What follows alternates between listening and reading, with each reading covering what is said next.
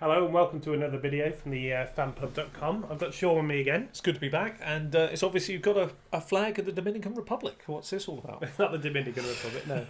What this is, we're going to do a video on the strength of schedule for running backs. Yeah, very, very notable, very useful. For And this is the ultimate strength of schedule for running backs. So how have you built this and what? So I'll explain what it is. You haven't seen this yet, No, I have you? haven't. So No. basically, we've got all 32 teams, and basically everyone's got a rank. So the OL is the O-line rank by Pro Football Focus. Okay. So it's how good the O-line is. So obviously that's good for running back. The better it is. Yeah. The SOS stands for strength of schedule. So Pro Football Focus, obviously, they and obviously your ranking there is based on the obviously running back rankings in terms of their. It's based on the basically the strength of schedule for the running backs. Yeah. But by grade rather than what happened last year. And then you've looked at the playoff weeks as well. Yeah, so obviously playoff weeks are important if you're going to win any leagues. How do New England always end up like this? I know. And then we've got the traditional strength of schedule, which is 2018. So basically, how team defenses did against the run last time. Your strength of schedule against those. So the low numbers are better because obviously that's where your rank is in each one. The RPPG 2018, that's running points per game. Okay. So running back points per game. So New Orleans were actually top for which is running yards and running touchdowns. And then I've done something which is a PR, which is my own power ranking for offences I like. So where the Chiefs didn't fare that well, I wanted to factor in that they had a good defence. Had the best offense in the league, so I've ranked them at 1. Okay, that's fair. Okay, because they're going to run well against. I can see what you're doing. That's interesting. Okay, so so why? So I've also added the actual depth charts here of the running backs. So the first, second, and third, probably by fantasy points. For their team. So it's just a handy ranking. So basically, you can see New England, they're top 6 for best O-line, for the Pro Football Focus rating, for the best playoff runs, strength of schedule from last year, and running points per game, and the power rankings obviously high powered. So this will throw up some interesting questions straight away. Then, so why isn't Sony Michel ranked higher than? Well, that's what I was going to ask you. That's what I was going to ask you. Does it make you? People put different sorts of. Well. Yeah, for me, it doesn't change a thing. The fact that New England have, once again, another soft schedule. Some people, ignore strength of schedule. Yeah, I don't. And some people put quite high, because if you're going to get a breakout, then a good strength of schedule is quite key to that, I think. I look at it this way, right? So if you think of it this way, these are the kind of things that I do and I don't. So I now need to justify why I do and I don't. So an example, New England, we know the score fantasy-wise. The way that sits today, Sonny Michel, James White and Damian Harris, arguably is correct, 1, 2, 3. How it'll actually play out, because it's New England, all bets are off by week 5. Well, exactly. I can't use that strength of schedule, no matter how brilliant it looks, to go and target Sonny Michel because I have huge concerns over health.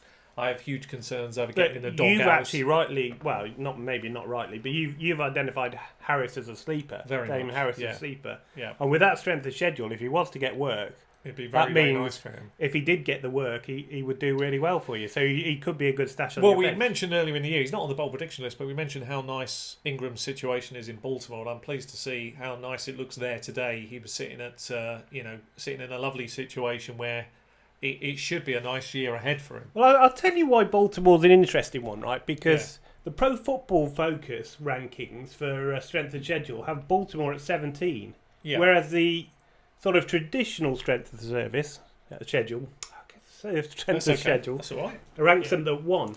Right. So there's a big discrepancy there between the grades from Pro Football Focus and the traditional thing. So I also think you highlight brilliantly in your metrics, the way you've done it, is the fact that this is going to be, without a running team, and they are going to hurt defences because defences are going to have to stay honest probably for 4 quarters. That's the idea of this. The way that this team is set up now with the quarterback they've got, they are going to throw not many times per game. It's going to be probably monitored less than 20 passes a game, I think.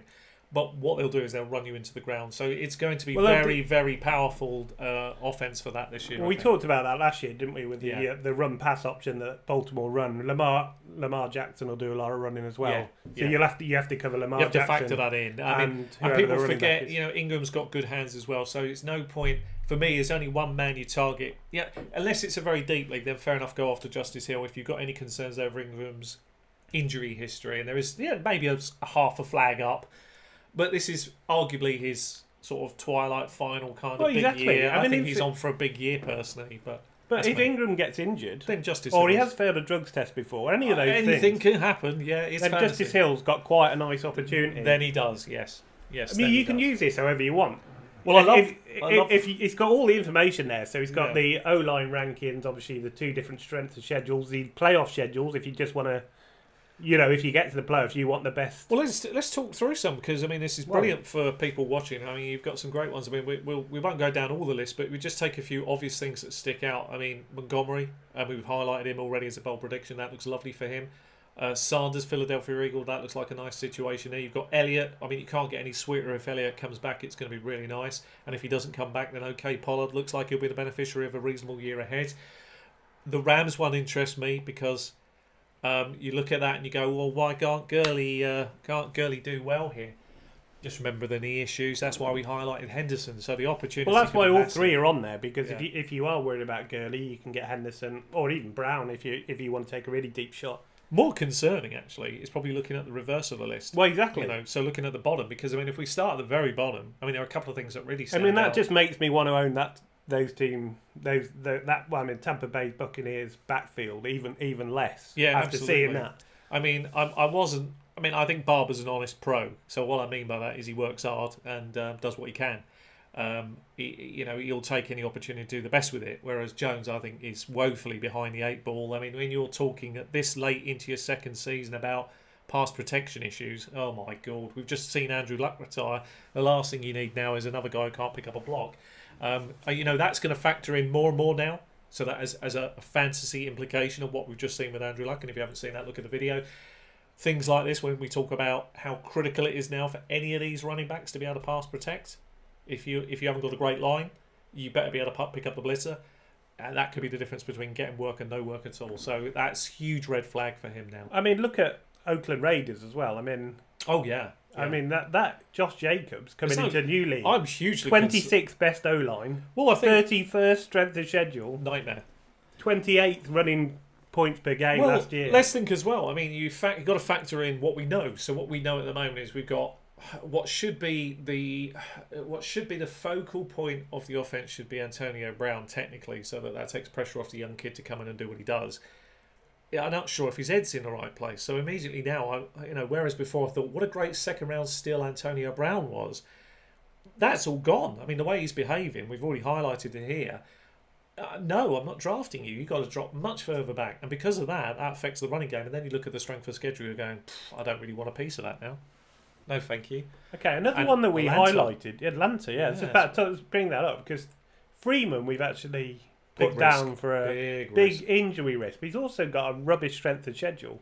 Yeah. Okay, he's not got much to beat out, really. So, injury permitting, the job is his. But you can put the same question, because they're side by side, ironically, Fournette and Freeman identically, side by side with the same issues. Both of them haven't stayed healthy in the last 2 years, and yet people are still putting their faith in these guys. Yeah, I mean, they are big risks, because they have got that injury history. They've got lingering history and but you're also repeat injuries. You're going up against arguably the tougher defenses that are designed to stop the run, i.e., can lay the smack down. That should worry you straight away. I mean, the interesting one is the stuff in the middle, I suppose, because as we look at those are the ones that could go either direction, I guess. Well, yeah, exactly. I mean, you've got 18 Tennessee Titans there.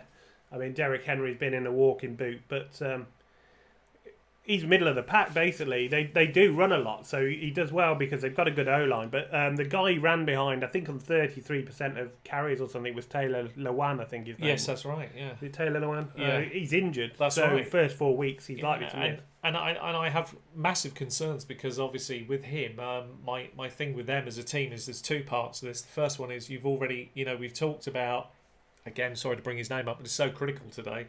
We talked about Andrew Luck, and now we've got a quarterback who's already been in Marcus Mariota, who's on a short leash.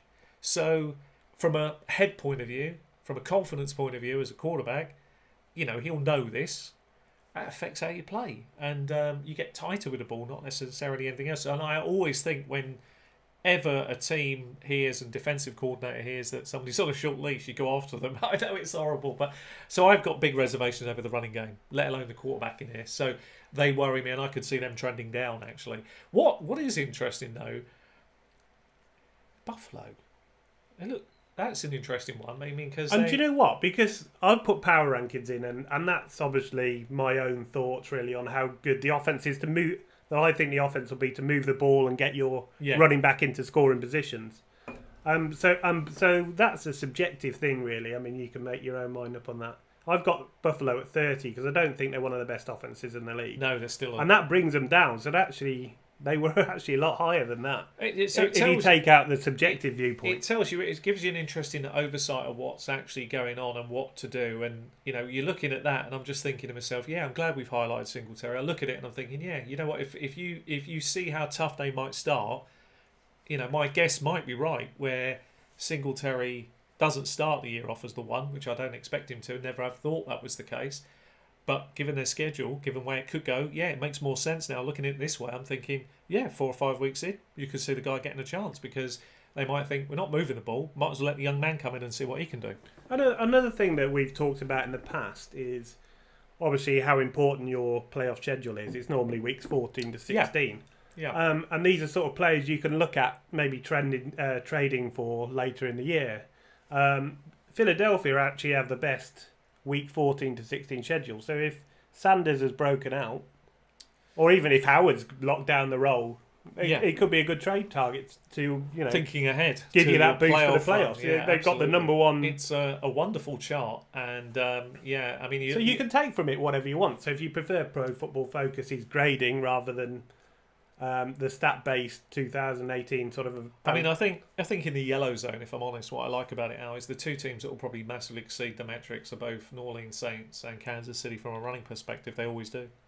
Well, exactly. That's what they do. But we know that anyway. This is only a little guide as to who could have a slight uptick through strength of schedule. So it's not. We're not saying Sony Michel's going to be the top running back. That's not it at all. No. So don't get that out yet. So, but. It's nice to know he's got a nice sort of fantasy schedule during the playoffs. So Washington Redskins actually second, which is interesting. Yes. I don't know if you trust any of those, but you might do by that point. So Chicago Bears third. So if Montgomery does really lock down a three-down roll, I think he will. As I say, I've been quietly confident of it for quite some time, and I do think that's the way the Bears see it. And I think the new Nagy system will be exactly what they want. Over 6 categories, New England only scored 28, adding them all together. It's just not fair, is it? It doesn't seem right. It's not fair. I mean, the thing is they've benefited from weak divisions and everything else. But again, in light of the Andrew Luck news, let's just remember something important here. It won't go on forever. No. So, it is the twilight of the man's career. No matter what we think about longevity, health and everything else, he's achieved everything he wants to. I'm sure he'll play on as long as he can. But you've one big hit, one big injury, one big rehab, actually, away from calling it quits. So... no, there's no guarantees now in the modern NFL how long someone will go on for, and at that age, remarkable as it is, and he's certainly taken his punishment. I look back at his record on how much punishment he took in the early days at New England, and that cannot be underestimated. How tough he really is. He is the outlier, without doubt. But they do protect him well. They do now. Yeah. And that's borne out by that. Really, it shows it really well. Well, we're interested. Basically, I can share this on Google Docs or anything. So you can go in and have a look if it's something you're interested in. Like I say, it's only a guide to who might have an upkeep during the playoffs, who might have a good schedule. So if you're deciding between 2 running backs and one's in the green, one's in the red, then that could help tip it in the balance. It does make me appreciate some really big things as well. You look at that and there are some things that start clicking in your head. I mean, particularly there, I'm looking at it and going, Carson's undervalued in 3rd round. That's mental. Looking at that schedule and thinking ahead now, that's crazy. And this is kind of a beta test to see how. I mean, what do you think? Do you think it's worthwhile? I mean, obviously the power rankings are subjective. I'm sure people will get upset by that. But do you like it? Is it something you want to see? Is it something that's fantasy relevant? Let us know down in the comments. So like I say, I'll share it on Google Docs if you want to look at it. I don't think anybody else has done anything with this sort of mega six-tier thing. I don't know if it really works. There's probably flaws in it, but there's some good information there, and you can use the bits you want, or you can use it as a whole. I think it's very valuable, and I think this is supremely timed for this part of the year where a lot of people are now drafting. So it's excellent to have that to hand. So yeah, it's a good piece of information. Yeah, I wasn't going for a flag. I was going for more traffic lights. So green being good and red being top. No, I like it. Yeah, it's a good idea. It's a really good one to consider, and it's certainly I can see why some of the players we've highlighted this year we're not touching have ended up in the red. It's quite interesting, isn't it? On top of the issues, some good ones are in the green. There are. Yes, there are. Interesting, nevertheless. Well worth it. Okay, well, if you've enjoyed the video, if you found it helpful, then leave a like and leave your comments in the comment section down below. And thanks very much for watching. See you in the next one.